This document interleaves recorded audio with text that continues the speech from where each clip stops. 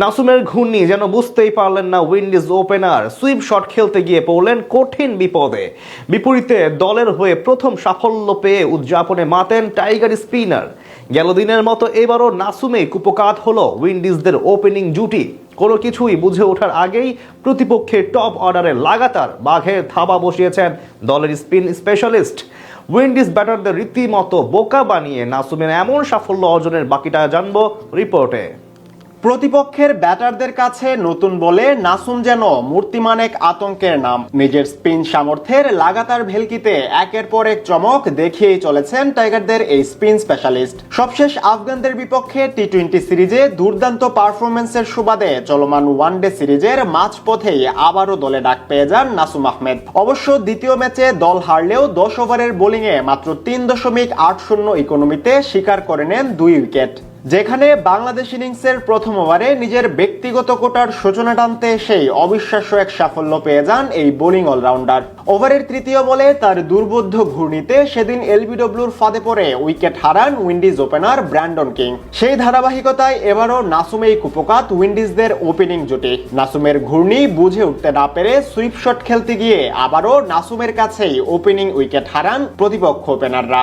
এদিন শুরুতেই আগে ব্যাট করতে নেমে বাংলাদেশের পক্ষে দারুণ এক সূচনা করেন দুই টাইগার ওপেনার সৌম্য সরকার এবং সাইফ হাসান। দীর্ঘদিন পর নিজের চিরচেনা ছন্দে ফিরে ব্যাট হাতে রীতিমতো ঝড়ো ইনিংস খেলেন সৌম্য সরকার। 4 ছক্কা 7 চারে এদিন 86 বলে 91 রান করেন টাইগার বাহাতি। অন্যদিকে সমান 6 ছক্কা 6 চারে মাত্র 72 বলে 80 রানের নজরকাড়া ইনিংস দেখান সময়ের আলোচিত ওপেনার সাইফ হাসান, যার সুবাদে নিজের ওয়ানডে ক্যারিয়ারের প্রথম 50-র মাইলফলকেও পৌঁছে যান তিনি। দুই টাইগার ওপেনারের এমন দুর্দান্ত ব্যাটিং এর সুবাদে 297 রানের টার্গেট ছুড়ে দিতে সক্ষম হয় বাংলাদেশ দল। জবাবে ব্যাট করতে নেমে টাইগার স্পিনারদের কল্যাণে শুরু থেকেই রান খরায় ভুগতে থাকে উইন্ডিজদের ওপেনিং জুটি, যেখানে সবচেয়ে বড় অবদান নাসুমেরই। তার বোলিং নৈপুণ্যে প্রথম ওভার থেকে মাত্র 1 রান নিতেই হিমশিম খেতে হয় প্রতিপক্ষ ওপেনার এথানাজের। এরপর বাংলাদেশ ইনিংসের তৃতীয় ওভারে মাত্র 3 রান দেওয়ার পর নিজের ব্যক্তিগত কোটার তৃতীয় ওভারেই দলকে দারুণ এক ব্রেক থ্রু এনে দেন তিনি।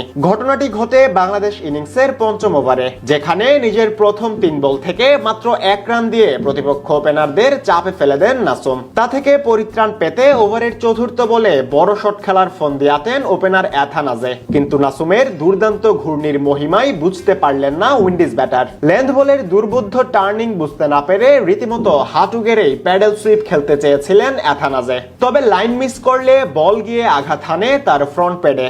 সাথে সাথে নাসুমের জোরালো আবেদনে সবুজ সংকেত দেন ফিল্ড আম্পায়ার। দলের হয়ে প্রথম সাফল্য পাওয়ার 1 ওভার পরেই আবারও বোলিংয়ে এসে চমকে দেন তিনি।